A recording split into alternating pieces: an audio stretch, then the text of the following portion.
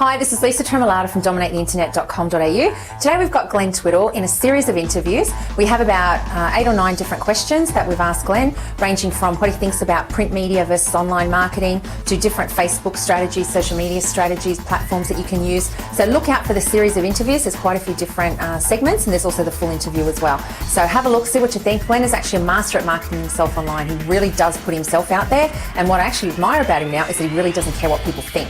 And that is actually a good thing in marketing. You can't be holding yourself back. And anyway, Glenn talks about that in the interview. So take some notes and really get out there and have a look at the rest of the interviews as well.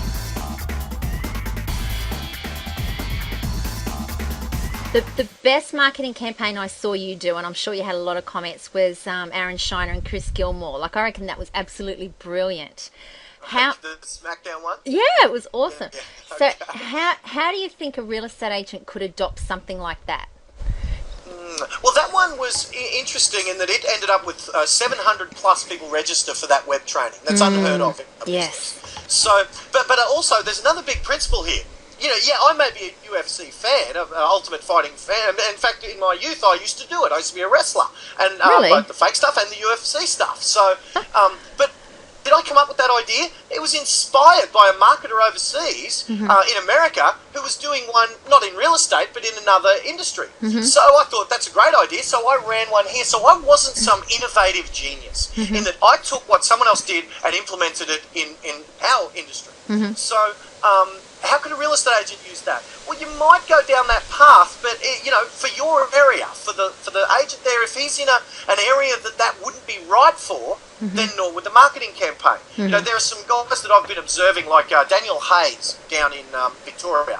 What he does is he looks at images and videos and things, and he thinks about, what does that mean to me? So I remember one, he had a pair of shoes, you know, as in business shoes, big bright pair of pink clown feet, then business shoes. And he saw that image and he said, what does that mean to me? And I think it was something like refreshingly different or something, you know. So I guess just finding a way to stand out, you know, could they do a SmackDown thing? I would say that's probably not what to do, but that's exactly how to think. You know, and event-based marketing is another thing that I've been teaching my high-end clients. You know, running an event, whether it's an online event, but preferably even face-to-face seminar, where you get a home improvement guy to come and speak about adding value to their home. You get a landscaping person to come in and teach them how to do that. And you put on the drinks at a little how-to seminar, maybe even with some celebrity, maybe the block people have a little talk, where the real estate agency puts on an event.